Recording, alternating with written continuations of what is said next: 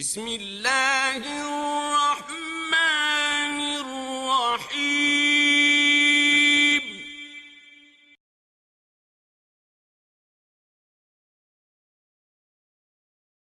اللہ وہ ذات جو تمام صفات کمال کی ذاتی طور پر مالک ہے۔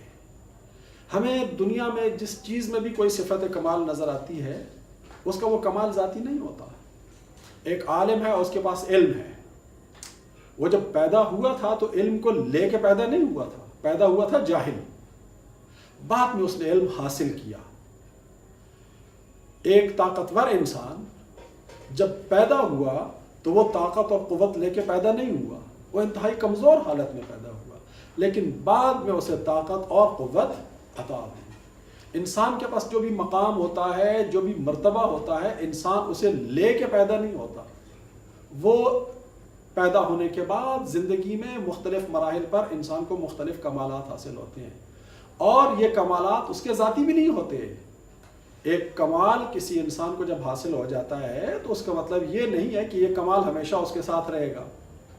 بہت سارے کمالات ایسے ہوتے ہیں جو انسان کو حاصل ہوتے ہیں اور پھر زائل ہو جاتے ہیں۔ جوانی، خوبصورتی آتی ہے، کچھ عرصہ رہتی ہے، پھر چلی جاتی ہے۔ قوت، طاقت، اقتدار کچھ عرصہ رہتی ہے، پھر چلی جاتی ہے۔ تو جتنے بھی کمالات انسان کو ملتے ہیں وہ اس کے ذاتی نہیں ہوتے ہیں، اسے ملتے ہیں اور پھر زائل ہو جاتے ہیں۔ اللہ وہ ذات ہے کہ جو تمام کمالات کا مالک ہے، اور اس کے تمام کمالات ذاتی ہیں، اور اس کے وہ کمالات کبھی اس سے الگ نہیں ہو سکتے، اس کی وہ صفات کمال کبھی زائل نہیں ہو سکتے۔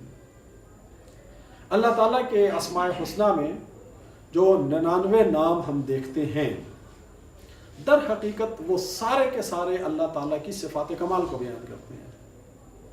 ان صفات کمال میں سے ایک صفت بھی اگر نہ ہو تو اللہ اللہ نہیں رہتا، اس کے کمال میں نقص واقع ہو جاتا ہے۔ اللہ یعنی وہ ذات جس کے اندر تمام کمالات پائے جاتے ہیں، اور پائے بھی مکمل طور پہ جاتے ہیں۔ ایک شخص عالم ہے، علم اس کا کمال ہے، لیکن اس کے اندر علم مکمل طور پہ نہیں پایا جاتا۔ ہر انسان کا کسی ایک شعبے میں علم ہوتا ہے، اور اس شعبے میں بھی وہ حد کمال پہ نہیں جاتا، اور بہت سارے شعبوں میں انسان جاہل ہوتا ہے۔ ایک انسان کسی ایک فیلڈ میں، کسی ایک شعبے میں طاقتور ہوتا ہے، کسی ایک شعبے میں قادر ہوتا ہے، قدرت رکھتا ہے، اس میں بھی اس کی قدرت کامل نہیں ہوتی ہے، اس میں بھی قدرت مطلقہ اسے حاصل نہیں ہوتی ہے، اس میں بھی اس کی قدرت محدود ہوتی ہے، نسبی ہوتی ہے، اور اس کے علاوہ بہت سارے ایسے شعبے ہوتے ہیں جن میں اسے کوئی قدرت حاصل نہیں ہوتی ہے۔ ایک سرجن ہے، اسے سرجری کی قدرت حاصل ہے، لیکن اگر کمپیوٹر خراب ہو جائے تو کمپیوٹر ٹھیک کرنے پہ وہ قادر نہیں ہے۔ تو اسی طرح سے باقی تمام شعبوں کو دیکھ لیجئے، جس بھی صاحب کمال میں کوئی کمال پایا جاتا ہے، وہ کمال ایک شعبے میں پایا جاتا ہے، باقی شعبوں میں نہیں پایا جاتا، بہت کم اور انتہائی محدود پیمانے پر پایا جاتا ہے۔ اللہ کے اندر تمام کمالات پائے جاتے ہیں، اور تمام کمالات انتہائی کمال کی حد تک پائے جاتے ہیں۔ اس کے کمالات بھی محدود نہیں ہیں، اس کے کمالات کے اندر بھی کوئی نقص نہیں ہے، ہر کمال پایا جاتا ہے، اور ہر کمال مکمل صورت میں اس کے اندر پایا جاتا ہے۔ تو اسے کہتے ہیں اللہ۔ اگرچہ اس کی صفات جلال و جمال بہت سی ہیں، لیکن اس مقام پر اللہ تعالیٰ نے دو صفات کا ذکر کیا ہے، الرحمن الرحیم۔ یہ دونوں صفات، یہ دونوں اسماء حسنہ اللہ تعالیٰ کی رحمت پر دلالت کرتے ہیں۔ رحمان کے معنی بھی ہے رحم کرنے والا، اور رحیم کے معنی بھی ہے رحم کرنے والا، دونوں کے معنی ایک ہے۔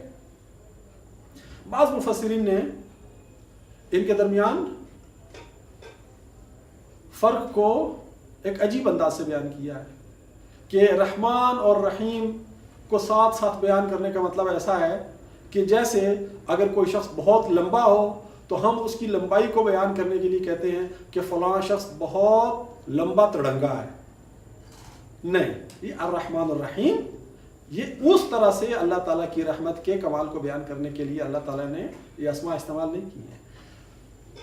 رحمان کو آپ الگ سے استعمال کر سکتے ہیں، رحیم کو بھی آپ الگ سے استعمال کرتے ہیں۔ رحمان ایک الگ صفت ہے اللہ تعالیٰ کی، رحیم ایک الگ صفت ہے۔ آپ لمبا استعمال کر سکتے ہیں الگ، لیکن تڑنگا کا لفظ آپ اکیلا استعمال نہیں کر سکتے ہیں۔ رحمان در حقیقت اللہ تعالیٰ کی رحمت کی عمومیت کو بیان کرتا ہے۔ اس کائنات میں آپ کو کوئی ایسی چیز نہیں ملے گی جس پر اللہ تعالیٰ کی رحمت نہ ہو۔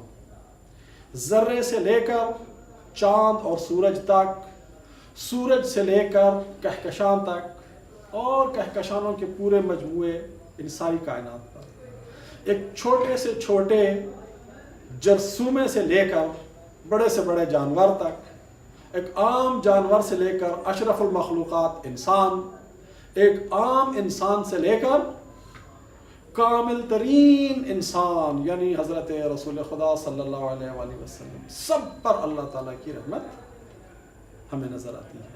کوئی چیز ایسی نہیں ہے کہ ہو اور اس پہ اللہ تعالیٰ کی رحمت نہ ہو۔ کسی چیز کا موجود ہونا ہی اللہ تعالیٰ کی رحمت سے ہے، کسی چیز کو اللہ تعالیٰ اپنی رحمت سے ہی ایجاد کرتا ہے۔